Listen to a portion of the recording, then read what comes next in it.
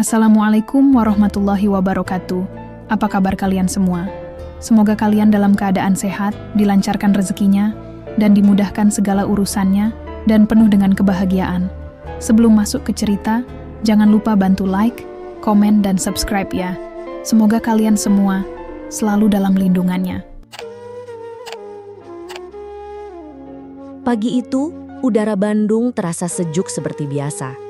Aku melangkah keluar dari rumahku yang berdiri anggun di kawasan Dago Atas, mengenakan setelan kerja favorit berwarna krem, dipadukan dengan tas kulit asli berwarna burgandi yang baru aku beli dari butik langgananku di Singapura.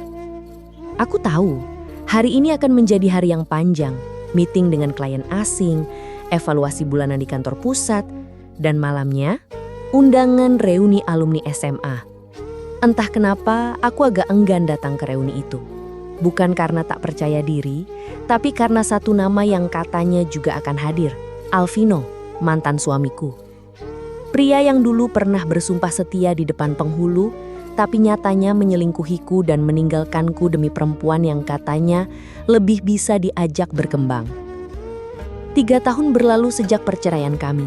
3 tahun penuh perjuangan, air mata, dan bangkit dari keterpurukan. Ala itu, aku hanya seorang manajer operasional di sebuah perusahaan e-commerce. Kini, aku CEO dari perusahaan logistik raksasa yang berkantor di 2 negara dan memiliki 180 karyawan. Di luar itu, aku juga punya butik perhiasan yang sedang naik daun, Dewi Emas, yang salah satu tokonya terletak di pusat perbelanjaan mewah kota ini.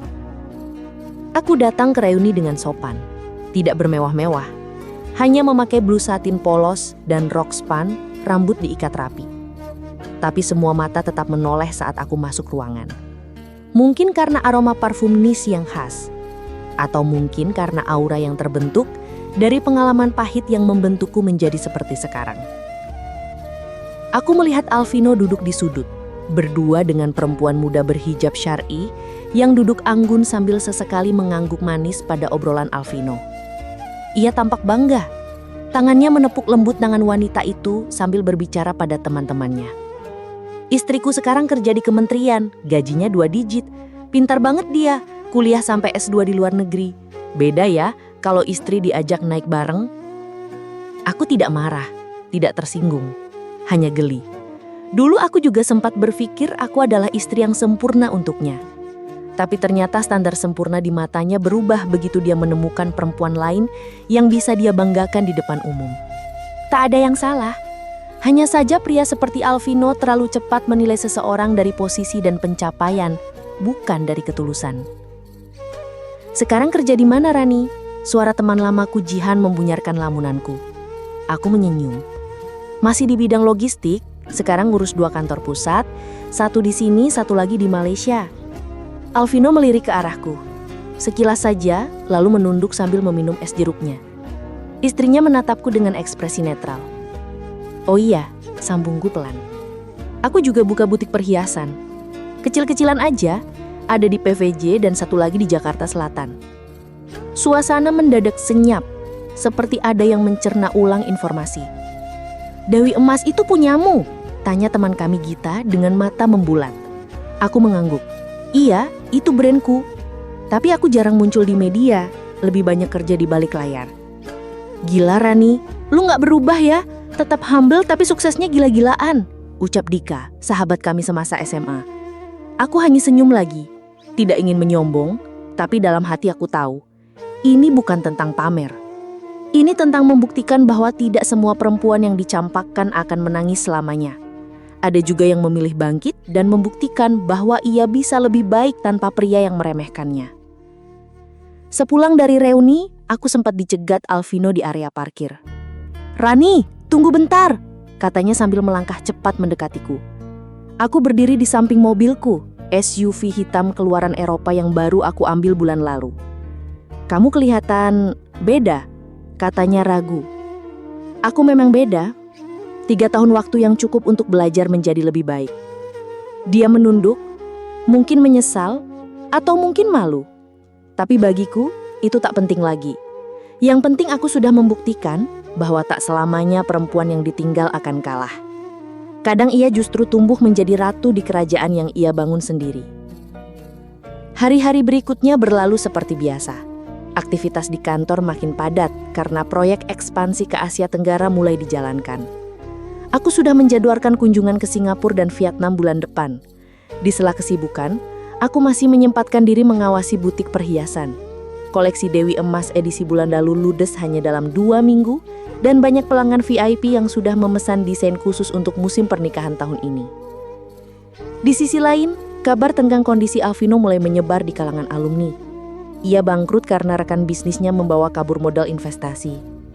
Istrinya yang bekerja di kementerian pun mulai menarik diri dari urusan rumah tangga, entah karena tekanan atau karena ternyata hidup tak semudah yang mereka pamerkan. Suatu sore, saat aku hendak keluar dari toko emas di lantai dasar mall, aku berpapasan dengan seseorang. Ia berdiri ragu di depan etalase. Matanya menatap koleksi gelang berlian, tapi ekspresinya seperti orang yang sedang memendam sesuatu. "Bu Rani?" panggilnya pelan. Aku menoleh, sedikit terkejut. "Mbak Hana?" Ia tersenyum kanggung. Perempuan itu, istri baru Alvino, terlihat jauh lebih kurus dan lelah dibanding saat aku lihat di reuni dulu. Wajahnya masih cantik, tapi ada lingkar hitam di bawah matanya. "Aku minta maaf kalau ini mengganggu," katanya. "Tidak sama sekali," jawabku tenang. "Ada yang bisa saya bantu?" Ia menunduk, tangannya meremas ujung kerudungnya dengan gugup. "Aku cuma mau bilang, aku tahu semuanya tentang kamu dan Mas Alvino.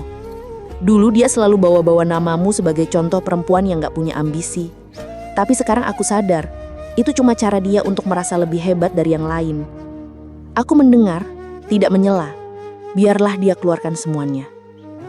Sekarang dia sering marah-marah di rumah. Uang sudah habis, proyek gagal, dan aku harus menanggung cicilan sendiri. Aku kerja keras tapi dia malah sibuk menyalahkan keadaan. Suara Hana bergetar. "Kadang aku pikir mungkin aku sudah salah menilai kamu. Dulu aku pikir kamu terlalu dingin, terlalu mengejar karir. Tapi sekarang aku paham, kamu bukan dingin, kamu kuat." Aku menatapnya lalu menyentuh lengannya Lingkan. "Kita semua pernah salah menilai orang, Hana. Tapi bukan itu yang penting. Yang penting sekarang, kamu harus tahu apa yang kamu mau. Kamu mau hidup terus dalam kondisi ini, atau kamu mau bangkit seperti aku dulu?" Dia terdiam, lalu mengangguk pelan. "Kalau kamu butuh tempat kerja baru, kirim CV ke email pribadi saya. Aku nggak janji bisa langsung kasih posisi besar, tapi aku bisa bantu kamu berdiri lagi." Matanya berkaca-kaca.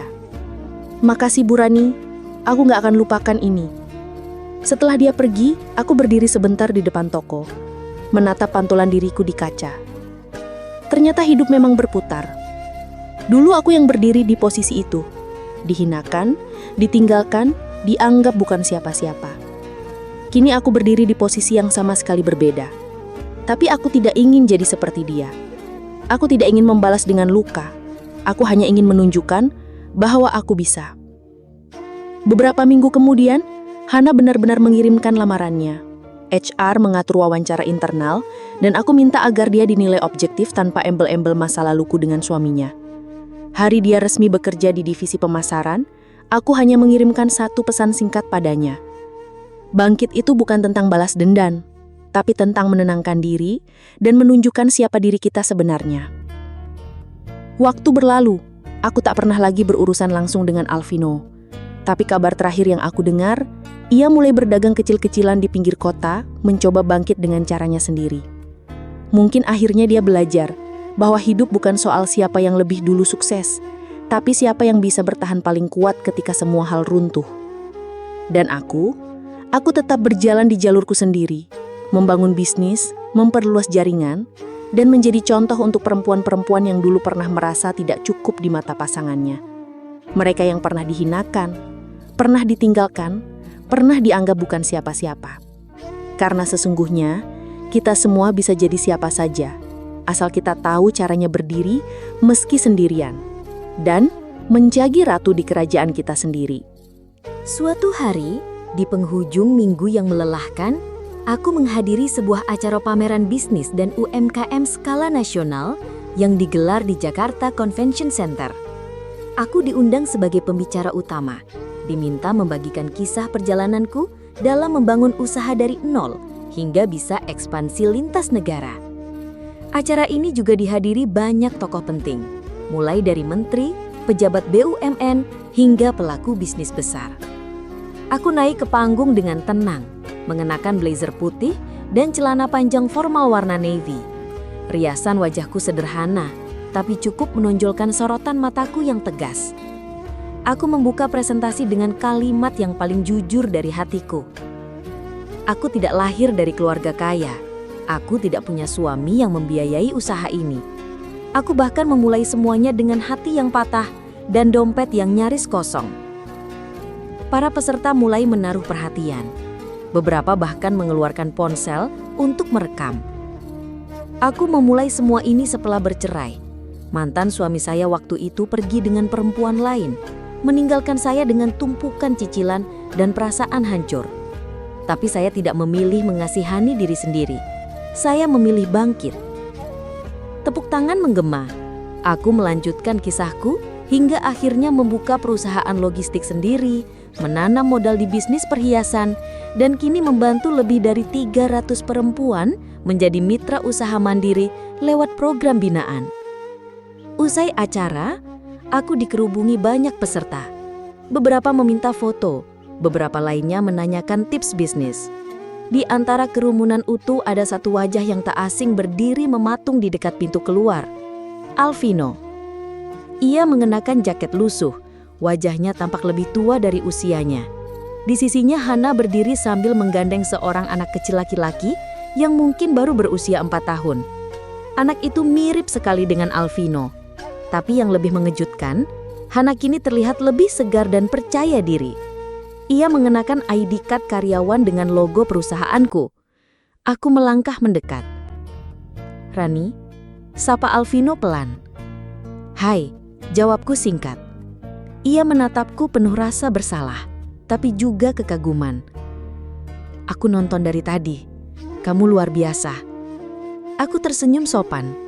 "Terima kasih." Hana menatapku dengan mata berkaca.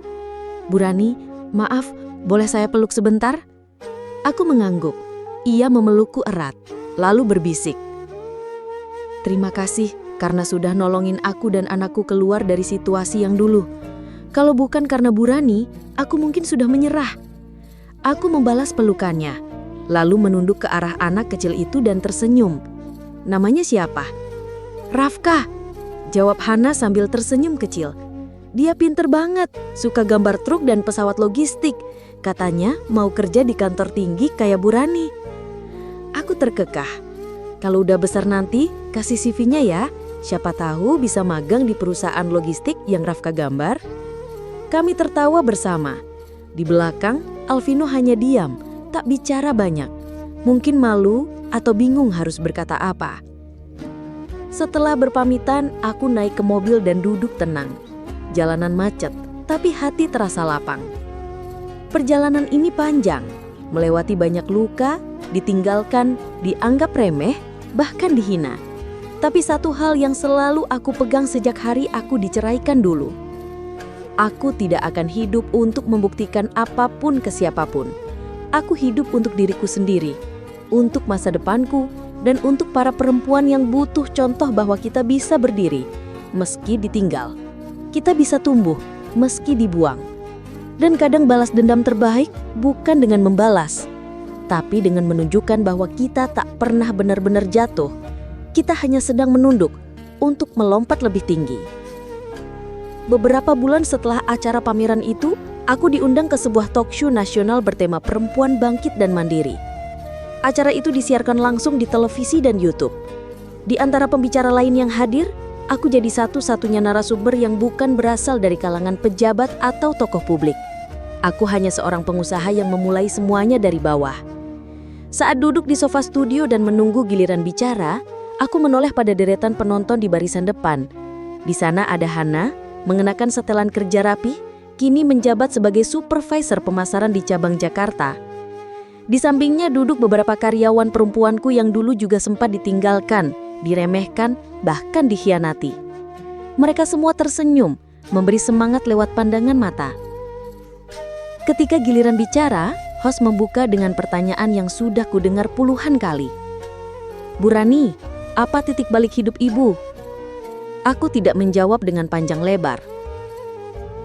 Saat suami saya meninggalkan saya untuk perempuan lain yang katanya lebih hebat. Saya terpuruk, tapi di titik itu, saya memilih membuktikan bahwa yang dianggap tidak hebat bisa membangun lebih dari sekedar rumah tangga. Saya membangun imperium kecil saya sendiri. Suasana studio hening. Host bahkan sempat terdiam sebentar sebelum melanjutkan. Kalau boleh tahu, apa yang ibu rasakan ketika mantan suami ibu melihat pencapaian ibu sekarang? Saya tersenyum tipis. Saya tidak pernah berniat untuk membuat dia menyesal. Saya hanya ingin membuat diri saya bangga. Kalau pada akhirnya dia menyesal, itu bukan urusan saya. Itu urusan dia dengan keputusannya. Tepuk tangan riuh menggema. Kamera menangkap wajah Hana yang menunduk dengan mata basah. Aku tahu, bukan karena sedih, tapi karena lega. Karena kini, ia juga bangkit dengan caranya sendiri.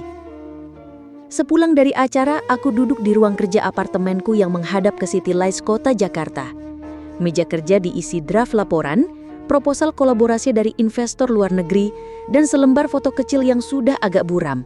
Foto pernikahanku dulu dengan Alvino. Aku tidak membakarnya. Aku juga tidak menyimpannya sebagai kenangan indah. Foto itu hanya pengingat bahwa di titik paling gelap dalam hidupku, aku pernah hampir hancur. Tapi aku tidak memilih menyerah. Aku memilih menata ulang semuanya, pelan-pelan, sampai akhirnya aku menemukan pijakan yang kokoh. Dan dari pijakan itulah, aku bisa berdiri. Suatu siang saat sedang meeting internal, seorang karyawan muda menghampiriku. Namanya Dira, fresh graduate, baru 2 bulan bergabung di tim pemasaran. Bu Rani, boleh saya tanya sesuatu yang agak pribadi? Aku mengangguk. Silahkan. Dulu ibu pernah gagal, ditinggal suami, dihina, diremehkan. Tapi kok ibu bisa sih, nggak benci, nggak dendam? Aku menatapnya, lalu tersenyum.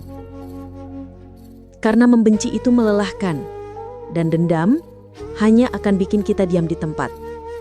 Kalau kita pengen maju, satu-satunya cara ya fokus ke diri sendiri, bukan ke orang yang nyakitin kita. Dira mengangguk pelan. Saya pernah dikhianati juga, Bu. Ditinggal tunangan saya. Katanya saya terlalu sibuk kerja dan gak tahu diri. Aku menatapnya penuh empati. Mungkin dia benar, tapi bukan berarti kamu salah. Mungkin kamu memang ditakdirkan untuk sibuk mengejar yang lebih besar. Dia tertawa kecil sambil mengusap sudut matanya. Terima kasih, Bu. Setelah dia pergi, aku kembali menatap layar laptop. Sebuah email baru masuk. Subjeknya, Proposal Joint Venture, Hong Kong Logistics Group. Aku baca pelan lalu membubuhkan catatan. Bisa dibahas minggu depan, fokus dulu ke pembukaan toko Dewi Emas cabang baru. Karena hidup terus berjalan. Karena perempuan seperti aku tak akan berhenti karena pernah dikhianati. Kami tidak membalas dengan kata-kata. Kami membalas dengan bukti dan senyum tenang di atas panggung yang kami bangun sendiri. 1 tahun berlalu sejak talk show itu. Bisnis terus berkembang pesat. Kantor pusat di Jakarta kini menempati 1 gedung 8 lantai milik sendiri. Toko Dewi Emas sudah memiliki cabang di Surabaya, Bali, dan 1 butik eksklusif di Orchard Road, Singapura. Aku mulai melibatkan banyak desainer muda dari berbagai daerah dan membentuk komunitas pemberdayaan perempuan yang sudah menjangkau lebih dari 2.000 anggota. Di sela kesibukan, aku sering diminta mengisi seminar motivasi di kampus-kampus. Bukan karena aku ingin jadi motivator, tapi karena aku ingin perempuan muda tahu bahwa kehidupan tak selalu harus bergantung pada validasi dari pasangan. Pada suatu hari Sabtu pagi, aku menghadiri pertemuan komunitas binaan yang sedang merintis bisnis dari rumah. Salah satu anggotanya memperkenalkan seorang tamu baru. Bu Rani, ini ada anggota baru, ibu rumah tangga, tapi katanya pernah kerja di bagian keuangan perusahaan swasta. Ujar pengurus sambil tersenyum. Aku menoleh, dan di depan mataku berdiri sosok yang begitu familiar. Ibu dari Alvino, Bu Rika. Beliau mengenakan kebaya sederhana dan rok panjang, wajahnya tampak lebih tua dari terakhir aku lihat 5 tahun lalu. saat proses perceraian itu selesai.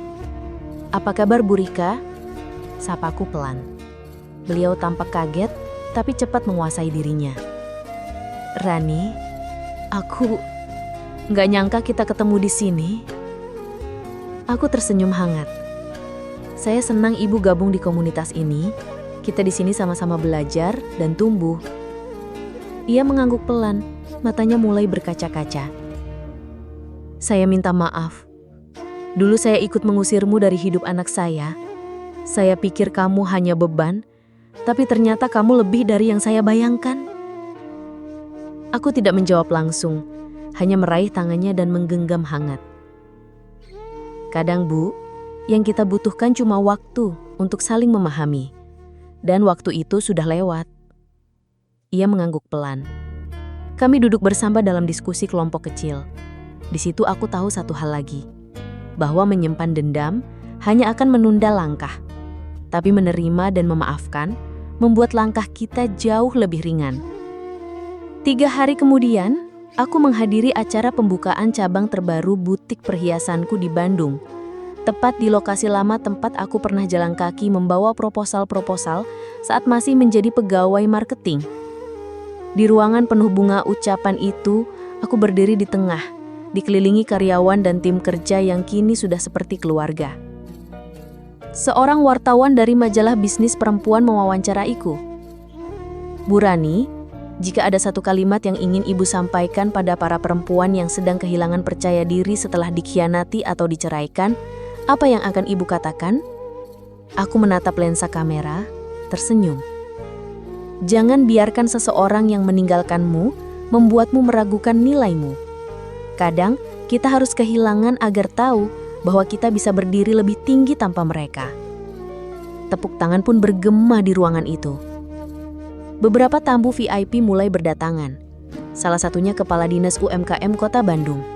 Ia menyampaikan sambutan dan memberikan apresiasi pada upayaku membina pelaku usaha lokal, terutama perempuan-perempuan yang dulu hanya dianggap bayangan suami mereka.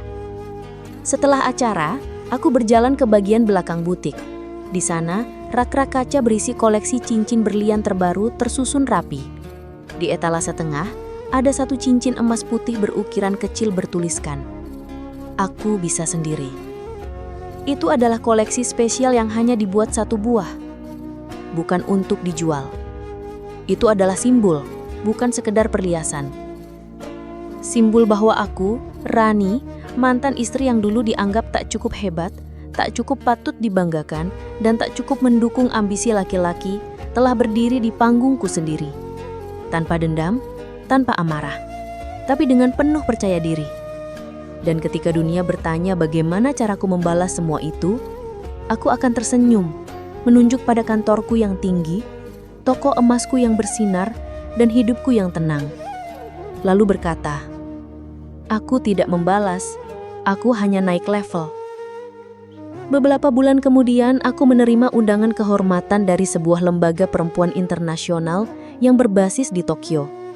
Mereka mengundangku sebagai salah satu perwakilan dari Asia Tenggara dalam forum tahunan bertajuk Women Who Lead After Loss. Undangan itu datang tak lama setelah artikel tentang perjalananku viral di media sosial dan dibagikan ulang oleh banyak akun komunitas perempuan dan motivator muda. Aku berangkat ke Jepang dengan hati ringan. Tidak untuk pamer, tidak untuk mengejar pengakuan. Tapi karena aku tahu ada banyak perempuan di luar sana yang butuh satu hal saja, harapan bahwa mereka juga bisa bangkit meski sendirian. Di sana aku menyampaikan pidato dalam bahasa Inggris yang penuh keteguhan.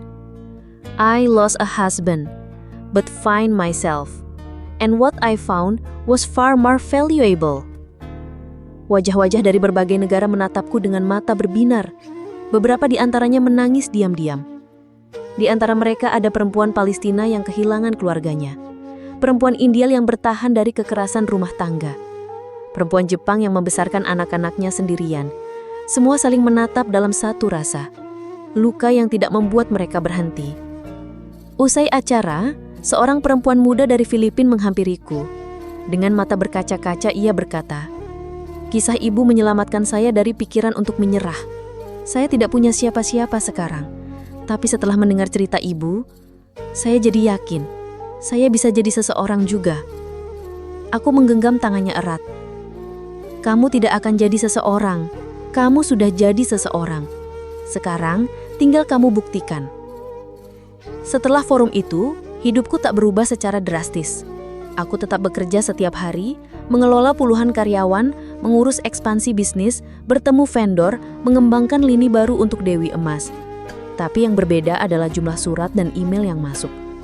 Bukan email bisnis, tapi ratusan bahkan ribuan pesan dari perempuan di berbagai kota kecil hingga luar negeri.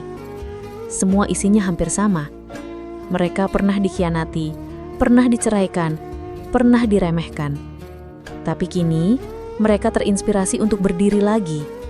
Ada yang mulai jualan kue kecil-kecilan, ada yang mulai menabung untuk buka salon rumahan, ada yang belajar desain untuk jadi freelancer. Mereka semua memulai langkah kecilnya. Tapi itu cukup. Karena aku pernah memulai dari langkah sekecil itu juga. Suatu malam, saat hujan turun deras dan aku sendirian di ruang kerja rumah, aku membuka email baru dari seseorang bernama Alvino Nurdiansyah. Subjeknya, "Terima kasih Rani." Isinya singkat. Aku tahu aku bukan siapa-siapa lagi di hidupmu, tapi aku ingin bilang, kamu benar. Dulu aku meninggalkan seseorang yang kuat demi mengejar bayangan. Sekarang saat aku melihatmu, aku paham bahwa meninggalkanmu adalah keputusan paling bodoh dalam hidupku. Tapi aku lega, karena ternyata kamu tidak hancur. Kamu justru jadi lebih hebat dari siapapun yang pernah aku kenal. Terima kasih pernah mencintai aku dulu, dan terima kasih telah membuktikan bahwa aku salah. Aku membaca email itu tanpa reaksi berlebihan. Tidak menangis, tidak marah. Aku hanya tersenyum, lalu menutup laptop, menyalakan lilin aromaterapi lavender, dan duduk di dekat jendela sambil menikmati suara hujan yang menenangkan. Karena pada akhirnya, ini bukan tentang balas dendam. Ini tentang pulih, tentang berdiri setelah dijatuhkan, tentang berjalan dengan kepala tegak tanpa pernah menoleh ke belakang, kecuali untuk melihat seberapa jauh aku telah melangkah. Dan malam itu, aku tahu.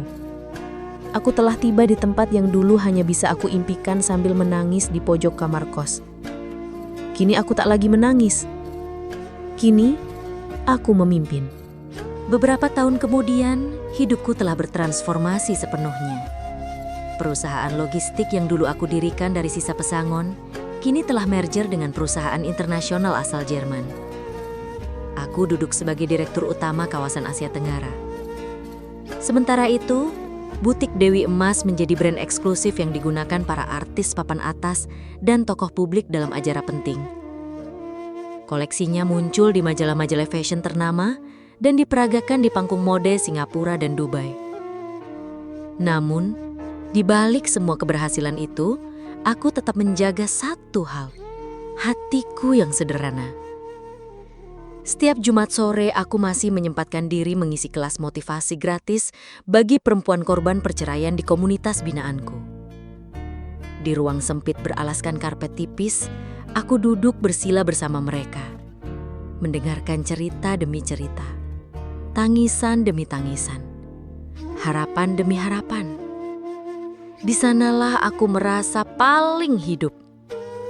Bukan saat naik pesawat bisnis kelas, bukan saat tanda tangan kontrak besar, tapi saat menggenggam tangan seorang ibu rumah tangga yang baru saja ditinggal suaminya dan berkata, "Kamu bisa. Aku pernah di posisi kamu. Dan lihat aku sekarang." Sore itu setelah kelas selesai, aku berjalan sendiri ke taman kecil dekat apartemenku. Duduk di bangku kayu, menatap langut senja yang perlahan berubah warna. Ponselku berdering. Sebuah pesan masuk dari Hana. "Bu Rani, Rafka baru saja menang lomba desain logo tingkat sekolah. Dia bikin logo truk logistik dengan nama Rani Express. Katanya dia pengen punya perusahaan kayak ibu." Aku tersenyum haru, lalu membalas, "Bilang ke Rafka, ibu tunggu dia magang 10 tahun lagi. Tapi harus pakai jas rapi ya." Setelah itu aku memejamkan mata sebentar, menarik nafas dalam-dalam. Dalam hidup ini, aku tak pernah bermimpi menjadi perempuan sempurna. Aku hanya ingin menjadi perempuan yang kuat, yang meski pernah dihinakan, tetap memilih untuk berdiri anggun. Yang meski pernah ditinggal, tetap memilih untuk berjalan maju. Yang meski pernah dicemooh karena tidak dianggap, kini justru jadi tempat banyak orang datang untuk bertumpu. Aku telah melalui semua, ditinggal, dipandang remeh, dan dijatuhkan. Tapi aku tidak mengutuki masa laluku, karena tanpanya, aku tak akan menjadi seperti sekarang. Dan untuk perempuan manapun yang sedang merasa hancur karena sebuah perpisahan, ingatlah satu hal, dunia tidak berakhir saat dia pergi. Justru saat itulah dunia yang baru sedang menunggu kamu untuk berdiri, untuk tumbuh, dan untuk memimpin panggungmu sendiri. Untuk semua perempuan di luar sana yang pernah direndahkan, pernah dianggap tidak cukup, pernah ditinggalkan hanya karena tidak sesuai standar pasanganmu. Ketahuilah, kamu tidak sendiri. Tidak semua orang akan mengerti nilaimu di awal, tapi kamu bisa membuat mereka melihatnya. Bukan dengan kata-kata, tapi dengan keberhasilanmu berdiri saat semua orang mengira kamu sudah tumbang. Kamu tidak perlu balas dendam, cukup bangkit dan bersinar. Teruslah hidup dengan kepala tegak, karena kamu tidak pernah kekurangan apa-apa, kecuali keberanian untuk percaya bahwa kamu layak dihormati bahkan saat kamu sendiri. Terima kasih sudah membaca kisah ini. Semoga menjadi pelita bagi hatimu yang sedang lelah.